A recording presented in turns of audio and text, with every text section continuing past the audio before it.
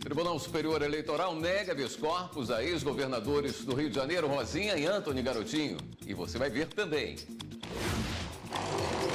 Exército começa a destruição de cerca de 100 mil armas apreendidas em fóruns do país.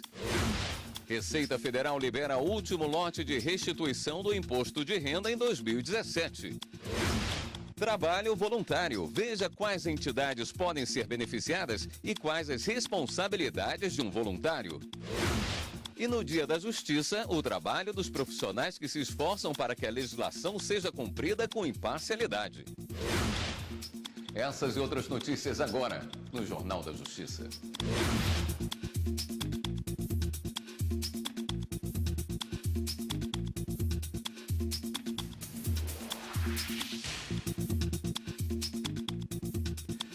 Boa noite. Começou hoje em todo o país a Operação Vulcão, resultado de um acordo do CNJ com o Exército. Até o fim do mês, cerca de 100 mil armas utilizadas em crimes e que estavam sob a guarda da Justiça serão destruídas. Em menos de 10 minutos, a máquina pesada destruiu 4 mil armas que estavam em fóruns de Brasília, Goiás, Tocantins e Triângulo Mineiro. Elas não servem mais para os processos criminais. Até o fim deste mês, 100 mil serão destruídas em todo o país.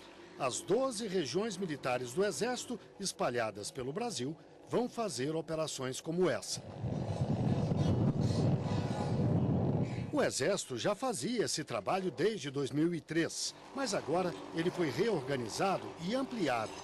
Isso é resultado de um acordo de cooperação entre o Conselho Nacional de Justiça e os militares. Um dos objetivos é evitar que os fóruns onde estava este material virem alvo de bandidos e que as armas voltem a circular. A segurança do Poder Judiciário sempre foi uma preocupação para a ministra Carmen Lúcia, que teve essa iniciativa de buscar o Exército para que firmasse esse termo de cooperação técnica e fazer um esforço para que fosse possível tirar quanto mais armas que estão hoje depositadas nas instalações do Poder Judiciário.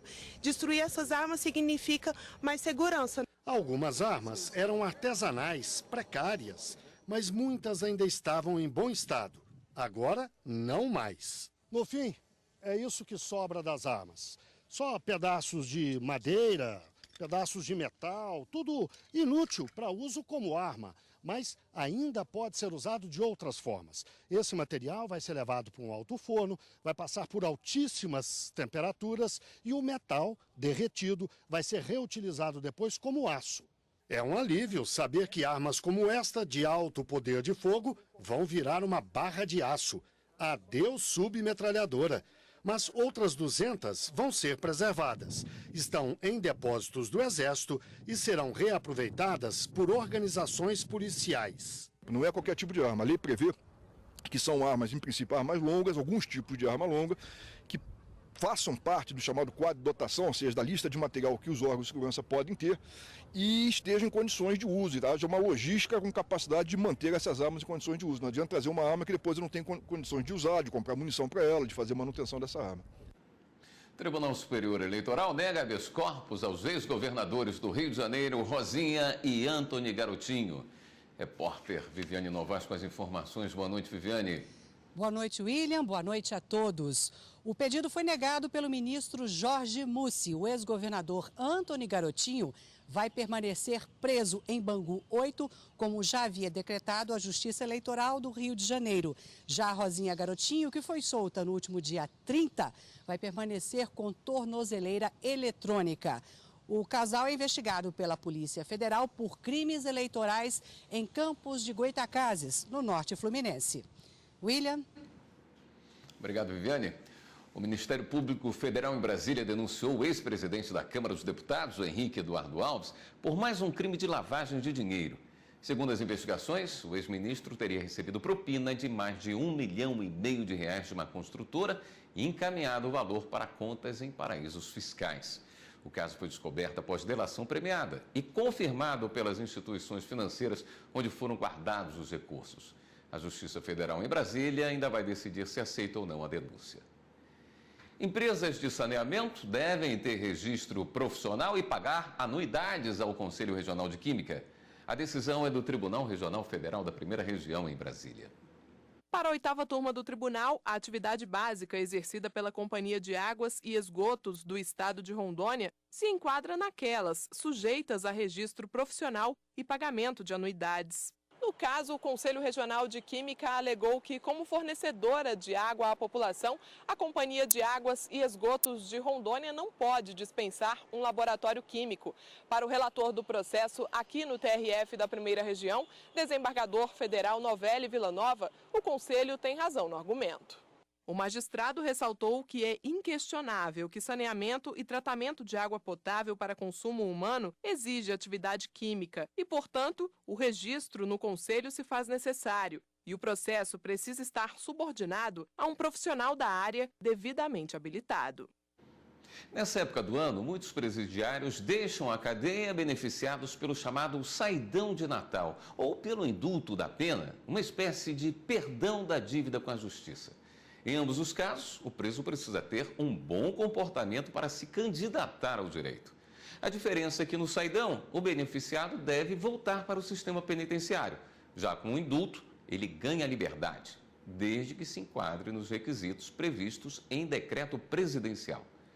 Preocupado com a abrangência do decreto do indulto natalino, o Ministério Público Federal encaminhou ao Ministério da Justiça um documento com sugestões de restrições ao benefício. Já está no Ministério da Justiça a nota técnica com as contribuições do Ministério Público Federal para a formulação do decreto de indulto natalino de 2017. No documento, o MPF defende que casos de crimes contra a administração pública não devem ser incluídos na concessão do indulto, conforme prevêem os acordos internacionais dos quais o Brasil é signatário e que visam intensificar o enfrentamento a esse tipo de crime. Além disso, fica autorizada a concessão do indulto somente a pessoas condenadas a penas privativas de liberdade, que não tenham sido substituídas por penas restritivas de direito, e que não seja possível o benefício aos que praticaram crimes hediondos ou equiparados. Caso o Ministério da Justiça não acolha a proposta, o Ministério Público Federal indica como alternativa que o indulto aos crimes contra a administração pública seja mais restritivo e que esteja de acordo com o Código Penal, que determina como requisito para a progressão de regime a reparação do dano ou a devolução do valor que foi desviado. A Receita Federal liberou hoje as consultas ao 7º e último lote do Imposto de Renda de Pessoa Física 2017. São quase 1.900.000 contribuintes que receberão cerca de 3 bilhões de reais. O dinheiro será depositado no dia 15 de dezembro. Este lote também inclui restituições de quem saiu da malha fina de 2008 a 2016. Agora, em 2017, 747 mil declarações ficaram retidas na malha fina devido à inconsistência nas informações prestadas. Para saber se você teve a declaração liberada, basta entrar no site da Receita Federal ou ligar para o Receitafone número 146. Você vai ver no próximo bloco do Jornal da Justiça. Com importância reconhecida pela ONU, trabalho voluntário só pode ser realizado em projetos sem fins lucrativos. A gente volta em instantes.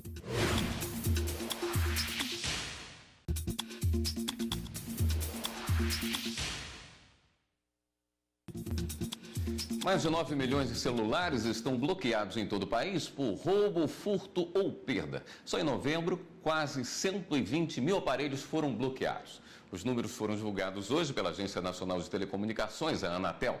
Os bloqueios são decorrentes de solicitação direta dos usuários às empresas telefônicas ou pelo registro de boletim de ocorrência em delegacia de polícia. Justiça Eleitoral realiza um fórum para discutir o uso da internet nas eleições de 2018. A série de seminários é uma parceria entre o Ministério da Ciência e Tecnologia e o Comitê Gestor da Internet no Brasil. No Brasil, 54% dos domicílios estão conectados à internet. São 36 milhões de residências. A pesquisa do Comitê Gestor da Internet no Brasil aponta que 89% dos brasileiros usam a net para trocar mensagens e 78% acessam as redes sociais. Por isso, o debate se estendeu ao uso dessa tecnologia em rede para financiamento de campanhas eleitorais e as mudanças com as reformas política e eleitoral que aconteceram nos últimos 2 anos. O tribunal precisa investir cada vez mais em tecnologia e inteligência financeira, uma vez que os volumes que são aportados em campanha em especial os recursos públicos, eles têm crescido muito. Basta dizer que em 2014, o total do fundo partidário, o recurso público aplicado em campanha, foi de 297 milhões de reais. Agora nós estamos falando em torno de 1,7 bi de reais em relação ao fundo de campanha, mais cerca de 800 milhões do fundo partidário. Ao total, cerca de 2,5 bilhões de reais de recursos públicos. Isso é quase 10 vezes mais aquilo que foi fiscalizado pela Justiça Eleitoral em 2014. O ministro Tarcísio Vieira de Carvalho foi o mediador dos debates sobre o custeamento de campanha e a internet. Segundo ele, o TSE vai colocar em pauta discussão em plenário com propostas que tornem viáveis os trabalhos em torno da segurança e do rastreamento de recursos de doações. Já estão previstas sessões extraordinárias para o próximo dia 18 de dezembro, uma segunda-feira às 9 da manhã, já para votação de aprovação dos textos das resoluções. O uso de novas tecnologias para a certificação digital de documentos e identificação também foi um tema debatido durante o seminário aqui no TSE. Essa é a primeira parte do Fórum Internet e Eleições, que continua aqui no Tribunal nos dias 12 e 13 de dezembro.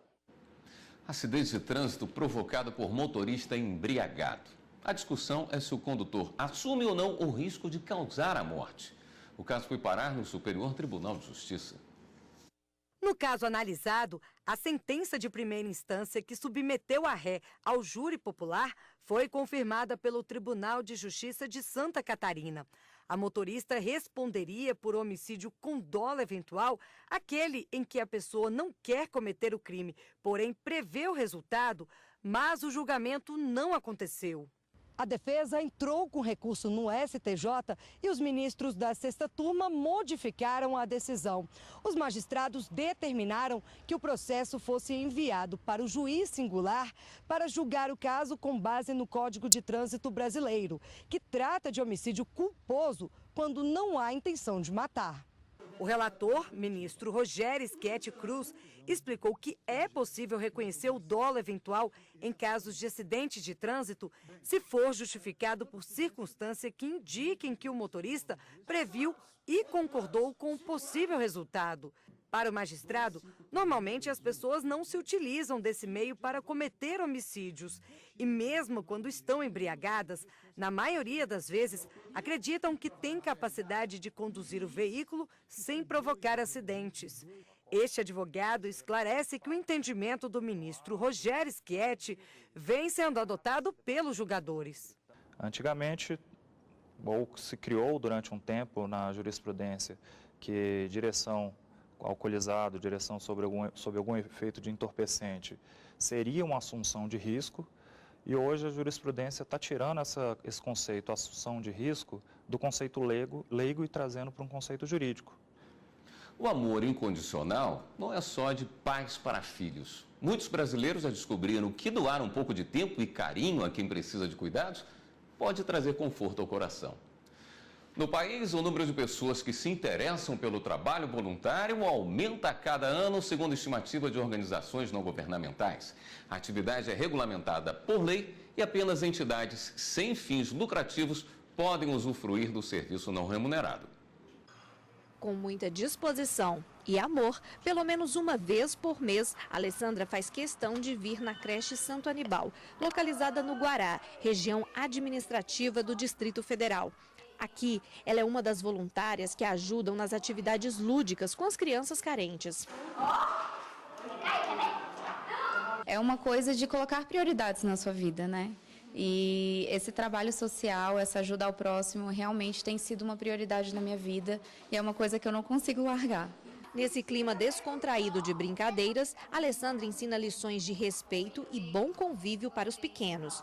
Método que ela também ensina para outras pessoas que se interessam em ajudar. Foi assim que começou a coordenar a ONG Sonhar Acordado, que hoje conta com cerca de 30 voluntários em Brasília.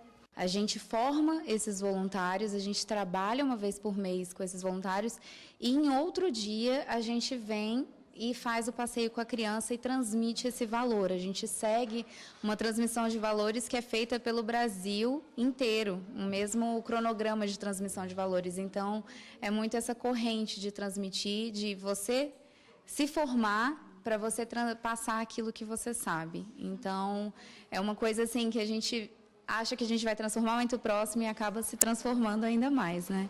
Trabalho que vem dando certo. A criançada confirma. A gente aprende a conviver com outras pessoas, eles também divertem a gente, dá presente, é muito legal ficar com eles aqui. Nos passeios a gente se diverte muito com várias coisas legais. O que a tia Alessandra te ensinou? O que você aprendeu? Ajudar uns aos outros. Eu entendi com a tia Helenice que a gente não pode bater, nem beliscar, nem xingar e a gente tem que cuidar um dos outros. Dedicar algum tempo para ajudar o próximo sem cobrar nada em troca faz parte da rotina de muitos brasileiros. A estimativa das ONGs é que cerca de 17 milhões de pessoas em todo o país participam de algum tipo de trabalho voluntário. A importância do trabalho voluntário foi reconhecida pela ONU em 1985. No Brasil, em 1998, a atividade foi regulamentada pela Lei 9.608. Este advogado explica que a norma deixa claro que o serviço não é remunerado e só pode ser usado por entidades ou empresas que desenvolvam ações sociais sem fins lucrativos. A lei exige a formalização dessa relação por meio de um termo, que deve vir assinado pelo trabalhador voluntário e pelo representante dessa entidade que se beneficia dos seus serviços. Ajuda que é essencial para muitas entidades, como a creche Santo Anibal, que é mantida por doações e atende 250 crianças carentes sem cobrar nada dos pais irresponsáveis. Quando fala que eu passei do sonhar acordado, eles já ficam assim, feliz da vida. Já, tia, eu vou, já querendo saber quem vai, quem não vai, porque assim, é uma oportunidade que eles têm de ter uma coisa diferente, um trabalho diferente, até um passeio também. Então, é maravilhoso, é muito bom. Até eu aproveito e tiro uma casquinha também, né? Vamos ao rápido intervalo e voltamos a seguir com outras notícias. O que é justiça para os cidadãos e para os ministros dos tribunais superiores? Veja na reportagem especial do Dia da Justiça. A gente volta já já.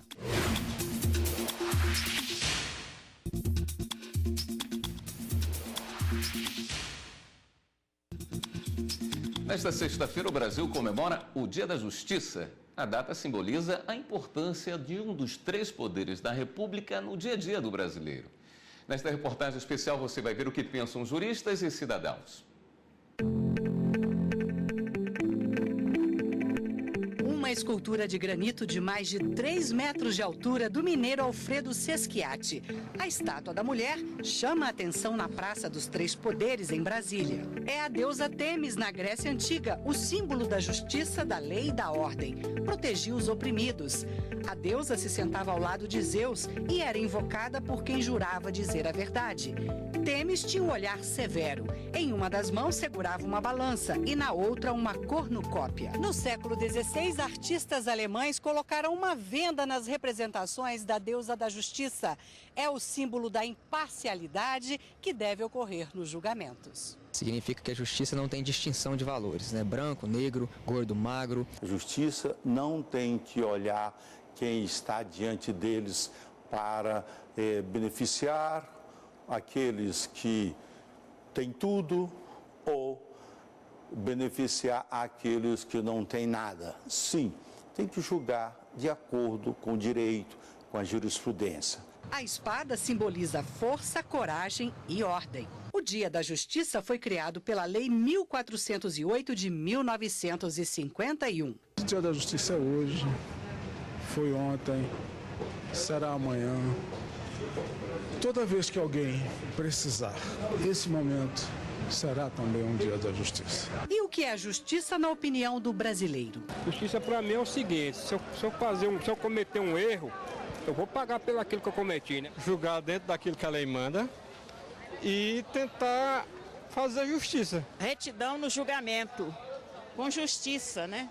Justiça quando a pessoa faz as coisas corretamente, alguém fez alguma coisa errada, vai e pune. Justiça para mim é uma lei aplicada a todos de forma igual, né? Sem distinção de raça, cor ou grau financeiro. A justiça é a vontade do cidadão através do entendimento dos senhores juízes. E o Dia da Justiça é muito importante porque fortalece a cidadania. Nós avançamos muito, temos hoje um corpo institucional muito forte, 18 mil magistrados, todos concursados, tribunais bem definidos, mas temos também uma expectativa de que nós não somos capazes de solucionar todos os conflitos que vêm para o judiciário. São 100 milhões de processos que tramitam, portanto um número muito elevado. Os princípios fundamentais estão na Constituição Federal de 1988. O artigo 5º diz: todos são iguais perante a lei e têm o direito inviolável à vida, à liberdade, à segurança e à propriedade. Como a Constituição Brasileira de 1988 estabeleceu a dignidade da pessoa humana como princípio fundamental, e para realizar este princípio da dignidade humana, nós precisamos de garantir o que é fundamental: a vida, a saúde, a liberdade, a educação.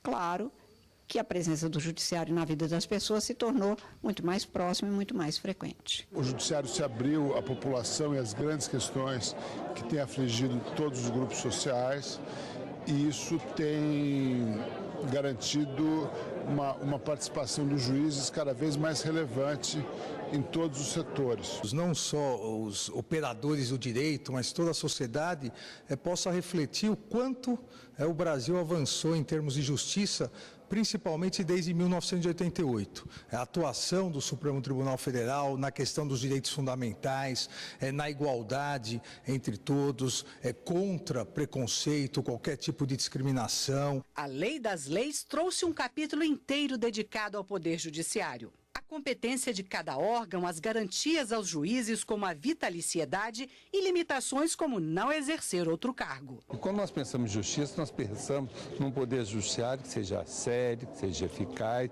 e que seja desburocratizado para ser sério. No Brasil, a justiça começou a ser instalada em 1530. O rei de Portugal, Dom João III, deu amplos poderes ao administrador colonial Martim Afonso de Souza. Um deles o de sentenciar à morte quem cometia crimes mais graves. Do século XVI para cá, os brasileiros vêm conquistando direitos através das leis. Código Civil, Código Penal, Código de Defesa do Consumidor, consolidação das leis do trabalho. Nós poderemos adotar um novo paradigma, melhor para o cidadão, melhor para o país. O paradigma que o direito do cidadão é a duplo grau de jurisdição, a decisão de um juiz ser revista por um tribunal. E depois, o direito do Estado federado é que as suas leis e a sua Constituição sejam interpretadas uniformemente em todo o território nacional. Houve uma grande alteração de comportamento do próprio cidadão brasileiro, que, diante do texto da nova Constituição, compreendeu que toda pessoa é um cidadão, portanto tem direitos a reivindicar na vida social, de modo que as desavenças que ocorrem entre as pessoas, elas têm que ser resolvidas no âmbito do judiciário. E o que se espera da justiça? Que seja feita, né? É óbvio que a gente quer que seja feita, cumprida as coisas. Eu espero uma justiça mais harmoniosa, que abrange toda a população brasileira. Que realmente seja justiça para todos e não só para alguns. E eu vejo que o Poder Judiciário tem sido sensível às demandas. Nós estamos com um número crescente de demandas no Poder Judiciário. E, de uma maneira geral, eu vejo que os tribunais têm cada vez mais cumprido a missão de julgar os processos, né, em um tempo razoável, embora, é claro, estejamos ainda longe do ideal. Dentre todas as funções do Estado, a única que tem a última palavra é realmente o Poder Judiciário. E é uma passagem muito importante que explicita que a justiça ela é a ponte por onde passam todas as misérias e todas as aberrações. Então nós somos, digamos assim, um instrumento da grande esperança do povo. O Dia da Justiça há de ser um dia de muita reflexão por parte não só da cidadania, mas também por parte dos membros do Poder Judiciário, que têm agido com grande responsabilidade no desempenho da função jurisdicional, não obstante o volume elevado de processos. Quanto mais direitos sociais foram introduzidos no acervo, no patrimônio de bens das pessoas, mais as pessoas precisam de, na falta da atuação do poder público, recorrer ao Poder Judiciário.